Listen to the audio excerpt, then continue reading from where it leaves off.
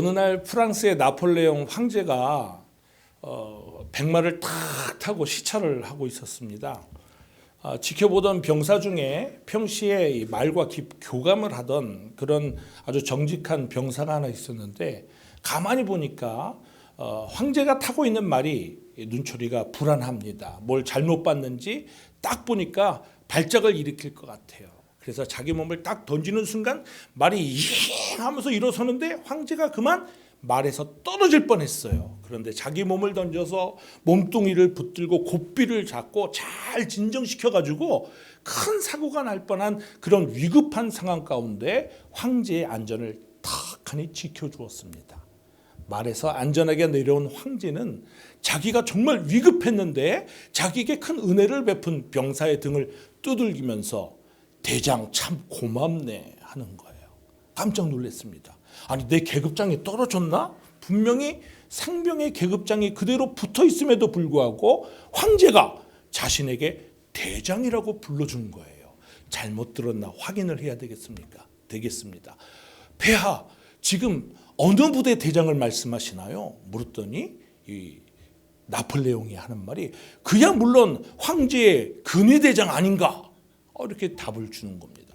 그는 그 순간 어깨가 딱 세워지면서, 야, 황제께서 나를 황제의 근위대장으로 세워주셨구나. 아주 자신감이 충만해졌어요. 그래서 일부러 장교들이 모여있는 곳에 가가지고 딱 하고 돌아다니니까 장교가 보기에는 이게 꼴같지 않습니다. 불렀습니다. 아니, 자네 도대체 뭔데 여기 지금 장교들이 있는 곳에 병사가 와가지고 그러고 다니나 물어보니까, 나는 황제의 근위 대장일세, 이렇게 대답을 하는 거야. 그러니까 다시 묻는 겁니다. 아니, 누가 자네에게 대장이라 하던가? 그랬더니 조금 전에 나폴레옹 황제께서 친히 내게 근위 대장이라고 명하셨네. 그러자 장교들이 얕보던 얼굴을 다 감추고는 언제 그랬냐는 듯이 그렇습니까? 하면서 사태가 무마되었다고 합니다. 여러분, 황제의 말 한마디가 이렇게 대단한 권세가 있고 힘이 있는데, 만물을 지으신 창조주 하나님 아버지의 말씀 한마디가 얼마나 힘이 있으면 빛이 있으라면 빛이 생기고, 대단한 권세 있으신 하나님께서 우리를 자녀 삼아주시고, 오늘 우리가 읽은 말씀처럼 우리에게 복주고 번성케 하고 번성케 하리라 하는 약속을 주셨으니, 우리가 그 약속을 붙들고 믿고 기대하면 그대로 이루어질 줄로 믿습니다. 약속이라고 하는 것은 다 같지 않습니다. 어떤 약속은 정말 그게 될까 하는 희미한 약속이 있고, 어떤 약속은 그건 반드시 이루어질 거야 하는 확실한 약속이 있다라고 하는 거예요. 사람의 약속은 간혹 불확실할 수도 있습니다. 그러나 하나님의 약속은 반드시 이룰 것이라고 하는 믿음을 가지고 오늘 주시는 축복의 말씀을 내 말씀으로 꼭 붙드시는 새생명 가족이 다 되시기를 예수의 이름으로 축원합니다.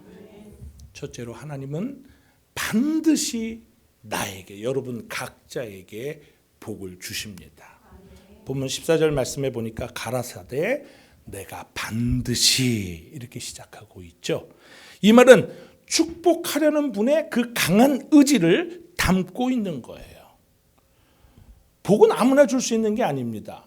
아무것도 갖지 않은 자에게 나 한 푼만 주세요. 그럼 줄 것이 있습니까? 가진 자에게 달라고 그래야 되는데, 하나님은 우리가 찬양도 아까 불렀지만 재즈 찬양으로 복의 근원 강림하사, 하나님은 복의 근원이시란 말이에요.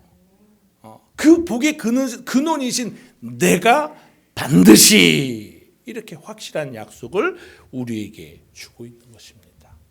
사람은 맹세할 때 나보다 힘있거나 강한 것을 빌미로 약속을 합니다. 내가 하늘을 두고 이런 식의 약속을 한단 말이에요. 그런데 하나님은 하나님보다 더 크신 이가 없어. 그러니까 자신보다 더 큰 분이 없기 때문에 스스로 맹세하여 복을 주시겠다 주시겠다라고 오늘 16, 17절 말씀에 약속하셨습니다. 그리고 18절 말씀에는 하나님은 거짓말을 할 수 없는 분이다. 이건 뭐예요? 확실히 보증해 주신 것입니다. 본래 맹세한다는 것은 그 말의 진실성을 보장하기 위해서 나 맹세합니다 이렇게 얘기하는 거예요. 믿는 자들로 하여금 충분히 안심시켜주기 위함입니다. 하나님은 그러나 맹세만 하지 아니하시고 반드시 그 약속을 지켜주시는 분이기 때문에 믿는 자가 그 복을 얻게 될 줄 믿습니다. 또한 너를 이렇게 얘기했어요. 이건 뭐예요? 축복의 대상입니다. 좁은 의미로 보면 아브라함에게 내가 반드시 너를, 아브라함을 이런 거 말씀이지만 오늘 우리에게는 넓은 의미로 보면 그 믿음의 조상인 아브라함의 후손인 우리 각자에게 주시는 말씀이란 말이에요. 자, 오늘 이 축복의 대상이 누구라고요? 우리 각자 한 사람 한 사람에게 하나님이 이 약속을 지켜주시겠다라고 하는 것입니다. 내가 자격이 될까? 예수님은 의인을 부르러 오신 것이 아니라 죄인을 부르러 오셨다라고 하죠. 지난번에 우리가 삭개오에 관한 말씀을 가지고 은혜를 나눈 바가 있는데 사람들은 그를 매국노라고 하고 그는 바탕이 유대인이지만 아니야 너는 우리하고 달라. 창녀와 같이 죄인으로 취급을 받던 삭개오를 찾아가신 예수님께서 너도 아브라함의 자손이다 말씀하셨단 말이에요. 그러니까 여러분 우리가 믿음의 사람들이 됐는데 하나님의 뜻에 비춰보면 난 참 부족해. 내가 정말 예수 믿는다고 했지만 작년에 살았던 모습을 보면 주님의 뜻대로 살지 못한 것 같은데 과연 하나님이 주시는 이 복이 내 복이 될 수 있을까? 이런 의심을 할 필요가 없다라고 하는 거예요. 삭개오처럼 많은 사람들이 외면하는 자에게 너도 아브라함의 자손이니라. 하물며 그 아브라함의 자손인 우리에게 하나님이 복을 주시겠다라고 하는 것이죠. 현장에서 가늠하다 붙들린 여인에게 모두가 돌을 던지려고 했습니다. 죄 없는 자가 치라 그랬더니 아무도 못했어요. 그때 예수님께서 말씀하십니다. 누구도 너를 정죄치 못하니 나도 너를 정죄하지 않으리라. 다만 다시는 죄를 짓지 말아라. 우리가 다시는 죄를 짓지 아니하면 하나님이 이 약속을 반드시 지켜주실 것입니다. 사실 아브라함에게 하나님이 그를 부르실 때도 어디 있었어요? 갈대우르 어떤 도시입니까? 우상이 만연한 도시예요. 내 본토 친척 아비의 집을 떠나. 이건 뭐냐면 복을 주시려고 말하자면 악의 구렁텅이에서 건져내신 거예요. 우리가 찬양합니다. 앞으로 전성을 향해 나아가세. 지금 내가 살고 있는 이 죄악된 내 삶의 모습에서 우리가 돌이키면 주님의 부르심에 경청하고 뜻을 쫓으면 하나님께서 이 복을 주시겠다라고 하는 것이죠. 14절 후반부에 보면 복주고 복주며라는 말씀이 있습니다. 복이라고 하는 것은 히브리적 사고로 보면 세 가지 의미가 있는데요. 그 첫째가 바라크예요. 이 바라크라고 하는 히브리 말은 허리를 굽히다 이런 뜻입니다. 기도한다는 뜻이 있고요. 조금 더 넓게 보면 예배하는 모습을 상징하고 있습니다. 그러니까 하나님이 우리에게 복을 주시는데 어떤 복을 주시느냐?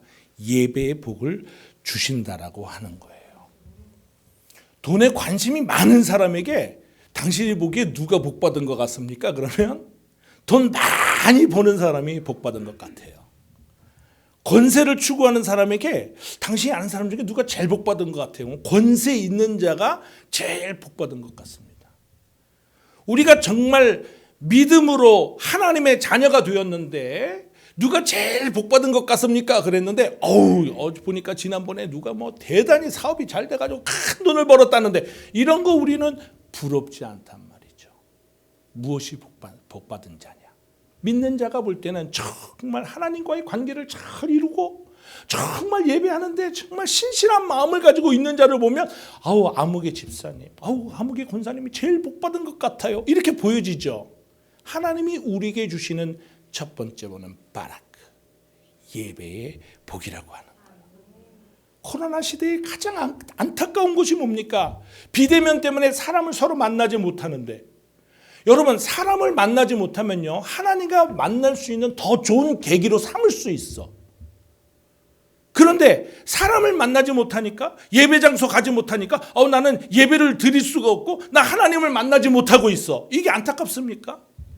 내가 어느 곳에 있든지 하나님이 2022년도에 우리에게 복 주고 복 주신다 그랬는데 이 예배의 복을 놓치지 말고 내가 있는 처소에서, 그리고 할 수만 있다면 하나님의 집에 와서 하나님을 늘 대면할 수 있는 예배의 복을 누리시기를 예수의 이름으로 축원합니다.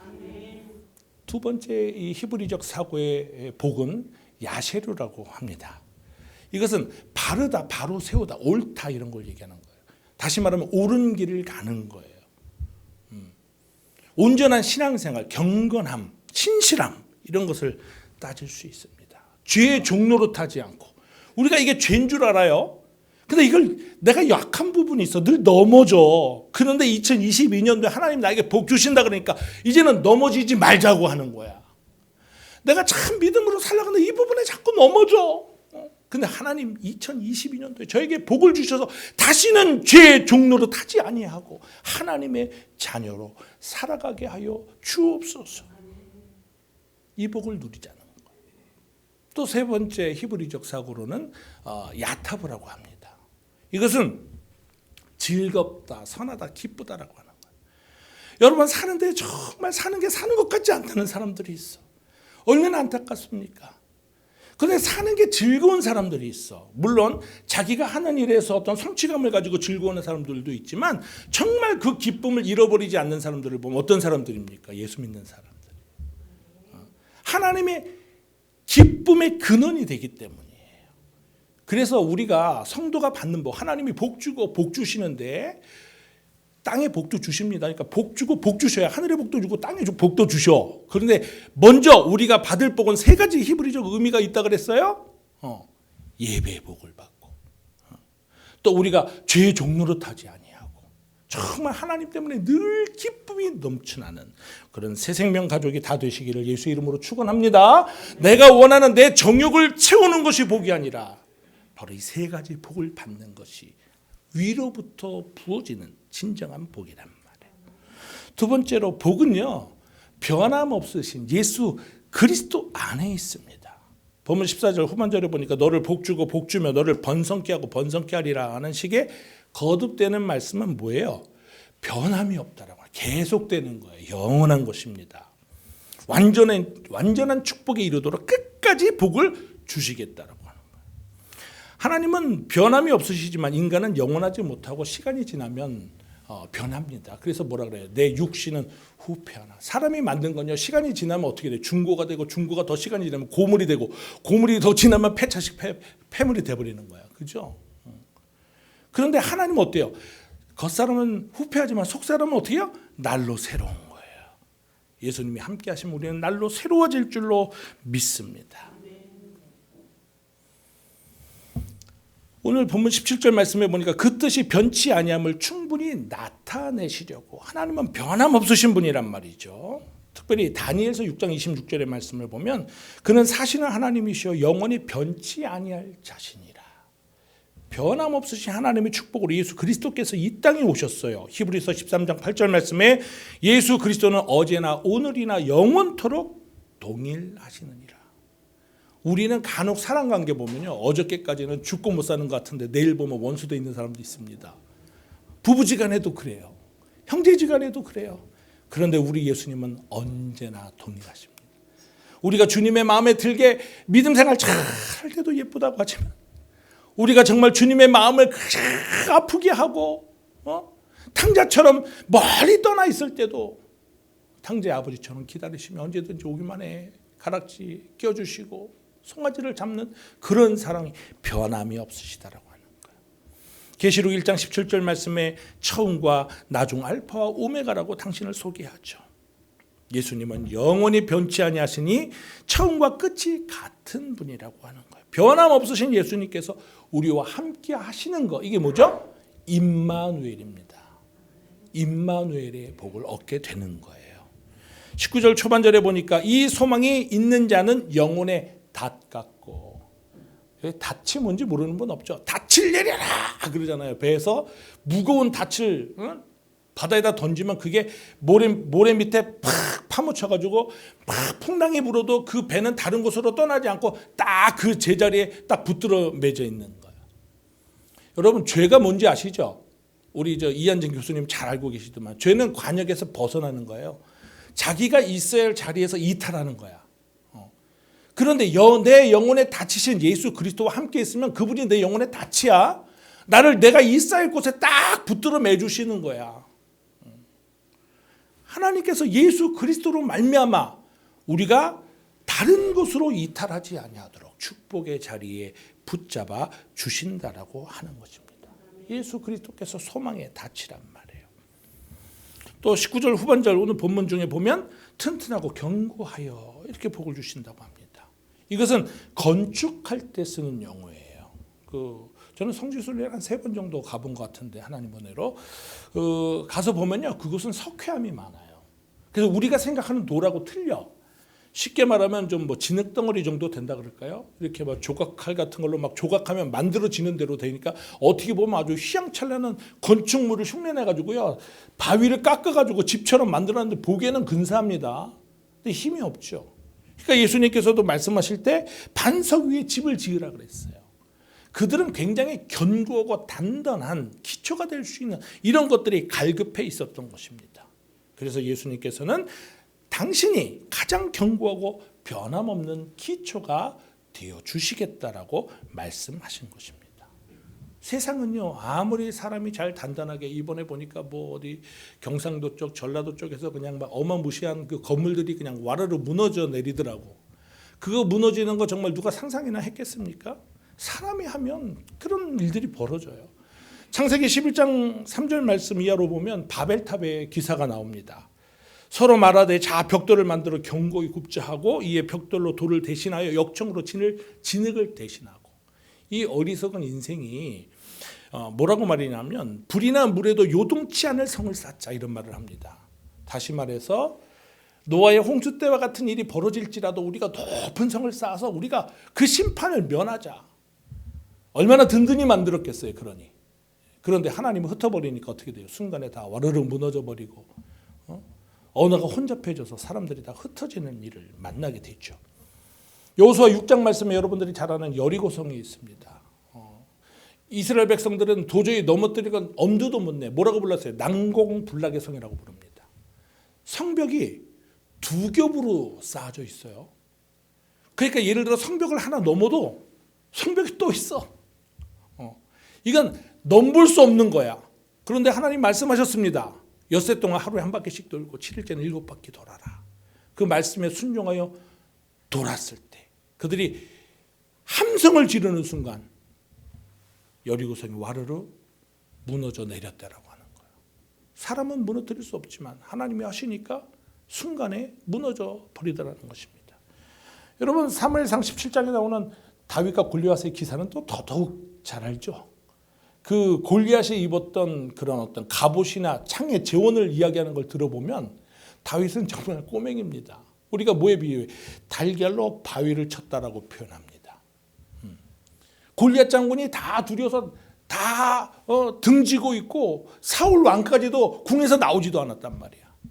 그런데 하나님이 함께 하시니까 너는 창과 검을 가지고 나를 대적하지만 나는 만군의 여호와 이름을 가지고 네 앞에 나간다면서 이거 돌멩이 하나 던졌는데 정수리에 박혀가지고 골리앗이 현장에서 꼬꾸라져 죽는 그런 하나님의 역사가 일어나지 않습니까? 사람의 것은 아무리 강해 보이고 단단해 보인다 할지라도 무너질 수밖에 없다라고 하는 것입니다. 오직 무너지지 아니할 견고한 성은 예수 그리스도밖에 없는 거예요. 굳건한 반석이십니다. 그래서 우리가 살면서 내가 좀 연약한 것으로 인해 우리는 고민하지 말아야 돼요.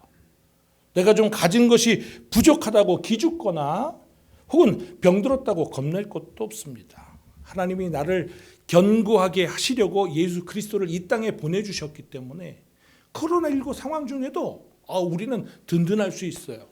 부스터샷까지 맞았기 때문에 든든한 게 아니라 내 안에는 예수님이 계시기 때문에 든든한 거예요.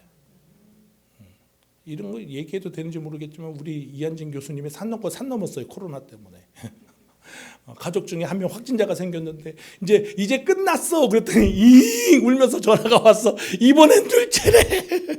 이런 일을 거듭해도 흔들리지 않는 믿음을 가지셨더라고. 제가 그래서 그 일을 통해서 야, 내가 이 교수님하고 뭐 한번 해볼 만하다. 이게 참 믿음의 사람이구나.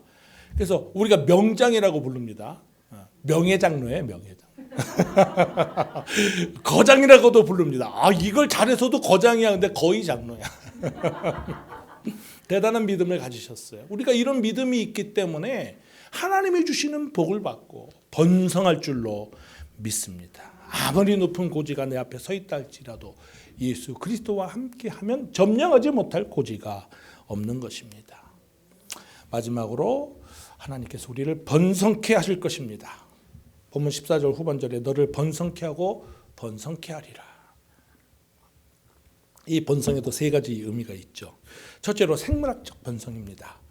나무가 자라서 열매를 맺고 소가 송아지를 낳고 사람들이 아들, 딸을 잘 낳아서 그들이 키가 자라고 또 자손의 자손을 보는 거 생물학적 번성이죠. 창세기 22장 17절 말씀에 하나님은 아브라함에게 내가 내게 큰 복을 주고 내 씨로 크게 성하여 하늘의 별과 같고 바다의 모래와 같게 하리니 내 씨가 그 대적의 문을 얻으리라. 하나님이 복 주고 복 주시는데 번성케 하셨어요. 우리가 아는 것처럼 아브라함이 이삭을 낳고 이삭이 야곱을 낳고 이삭이 야곱을 낳고 야곱의 12 아들 중에 요셉이 애굽에 가서 거기에서 자손이 400여 년 동안 이제 요셉을 잊어버릴 때쯤 돼가지고 지냈단 말이에요. 나올 때 몇 명이야? 남자만 60만 장정이에요. 제가 늘 바퀴벌레의 번식력이라고 합니다. 어마무시한 하나님의 약속이 그대로 이루어졌다라고 하는 것입니다. 생육함의 복을 하나님이 주시는 거예요. 제가 이 말씀을 묵상하면서 심삼종 교수님의 생각이 났어요. 자녀를 가지려고 세상적인 방법을 아무리 많이 써도 몇 년 만이죠? 10년. 12년 만에 희설을 주셨잖아요. 얼마나 똑똑하고 천재잖아요. 하나님이 주시면 번성할 줄로 믿습니다. 주변에 많이 있어요. 이 공해가 많고 세상이 험하다 보니까 자녀로 인하여서 아픈 자들이 있지만 하나님이 나폴레옹 황제가 근위대장이라고 하면 순간에 돼버리는데 만물을 말씀으로 지으신 그분께서 우리에게 복 주고 복 주시는데 너에게 생물학적 복을 주겠다. 아멘! 잡으면 아까 준비된 장전했다 그랬나? 이제 곧 나오지 않습니까? 하나님이 생물학적 복을 주시더라고. 또한 경제적인 번성입니다. 사업이 잘 되고 이익이 늘어나고 재산이 증식되어서 그 지경을 넓히는 것 경제적인 번성입니다. 그래서 본문은 번성하고 번성하리라고 했어요. 여러분 아브라함, 이삭, 야곱 다 잘 됐지만 우리가 이삭에 관한 기사 너무나 잘 알죠. 흉년이 거듭되는 중에도 얼마큼 복을 받았어요? 100배의 복을 받았어요. 그가 너무나 잘 되니까 주변에 있는 목자들이 우물만 생기면 야 이거 우리 조상들 거다. 이거 분명히 이거 아브라함의 것인데 싸울만 한데도 내주고 가죠. 다른 곳에 우물을 팝니다. 그럼 또 물이 나와. 그러니까 또 지네 거래. 그럼 또 줘. 또 다른 데 가서 또 파. 그럼 또 지네 거래. 계속해서 내주었어요. 근데 어때요? 파기만 하면 물이 나와. 여러분 하나님이 우리에게 경제적인 복을 주면요. 남들이 그것을 착취하고 뺏으려고 달려들어도 굳이 지키려고 몸부림치지 않아도 다 내어주어도 하나님이 함께 하시면 번성할 줄로 믿습니다. 번성하고 번성하리라 말씀하셨어요. 그 말씀 내 말씀 오늘 잡으면 2022년 우리 특별히 사업하시는 분들 정말 번성하고 번성하셔서 하나님이 기뻐하시는 일 충만하게 하시기를 예수의 이름으로 축원합니다. 또 이곳에서 우리가 화요일마다 지금 또 재즈 콘서트를 이렇게 하게 되었는데 또 그런 비전도 얻었어요. 저희가 또 비전을 또 주시는 분도 곁에서 하나님 붙이시지만 이거 이제 조금 잘 되면 잘 되면 여기 막 클럽을 만들고 이런 게 아니라 이게 좀 잘 되면 지역사회에 무슨 한부모 가정이나 이런 분들 좀 모셔다가 우리가 그들을 위로하는 공연을 하고 하나님의 일이니까 이렇게 무엇인가 열매를 맺을 수 있도록 하나님께서 길을 열어주시더라고. 이것도 주께서 이런 일을 할 수 있도록 번성케 하실 줄로 믿습니다. 교계가 관심을 가지고 국민일보에도 나오고요. 교계 신문에 4군데 나오고 앞으로 방송으로도 2군데 나올 때 있어요. 그러니까 주변에서 보시고 큰 목사님 한 분이 저한테 그런 말씀하시더라고요. 뭐 그걸 해서 뭐가 나왔다고 잘한 게 아니라 하나님이 손대시지 않으면 그런 일이 이렇게 교계에서 관심을 가질 수가 없다는 거예요. 본인도 큰일 많이 해보셨지만 뭐 기자들 부른다고 다 되는 게 아닌데 하나님이 이제 송 목사와 함께 하니까 교만해지지 않으면 돼. 이런 말씀을 주시더라고요. 우리 새생명 재즈교회도 번성하고 또 우리 성도의 가정과 기업도 번성하고 번성해서 풍성한 열매를 가지고 하나님이 주신 약속을 이루었노라고 간증할 수 있는 놀라운 축복이 넘쳐나시기를 예수의 이름으로 축원합니다. 내가 독하게 붙들고 있어서 부자가 되는 것이 아니라 내가 다 손을 펼지라도 하나님께서 더하여 주실 줄로 믿습니다. 아브라함이 롯에게 비옥한 땅을 양보했는데 하나님이 내가 바라보는 동서남북을 다 너에게 주겠다고 했던 그 약속이 우리들에게도 임하시기를 예수의 이름으로 축원합니다. 마지막으로 영적인 번성을 얻어야 합니다. 은혜가 충만해서 항상 기쁨과 감사가 넘쳐서 찬송이 넘치고 기쁨이 넘치는 영적인 번성입니다. 무엇보다 성도들은 영적으로 번성해서 믿음의 지경을 넓혀야 돼요. 아까 얘기했죠? 돈 버는 게 부러운 사람은 돈 많이 버는 사람이 부러운데 오늘 하나님의 자녀된 우리들은 정말 예배의 복을 받고 정말 영적으로 충만한 것을 부러워할 수 있는 그 복을 사모하는 은혜가 넘쳐나시기를 예수 이름으로 축원합니다. 어떤 사람은 믿음의 통로가 주사기 바늘처럼 얇은 분이 있어요. 어떤 분은 한 파이프 정도 돼서 그래도 뭐 흘러 들어가는 지장이 없어. 어떤 분은 기왕이면 드럼통처럼 넓으면 폭포수 같은 하나님의 은혜가 넘쳐날 줄로 믿습니다. 흠모합시다. 기대합시다. 히브리서 11장 6절 말씀은 믿음이 없이는 하나님을 기쁘시게 못하나니 하나님께 나아가는 자는 반드시 그가 계신 것과 그가 자기를 찾는 자들에게 상 주시는 분이심을 믿어야 할지니라. 하나님은 상과 벌이 확실하신 분이에요. 근데 우리가 벌에 대해서는 자유해. 예수님께서 다 감당해 주셨어. 그러니까 이제는 상만 받으면 돼. 은혜가 충만하십시오. 본문 15절 말씀에 저가 이같이 오래 참아 약속을 받았느니라. 잘 아는 것처럼 그는 정말 번성하고 25년을 기다린 후에는 100세가 되어서도 이삭을 얻는 놀라운 축복을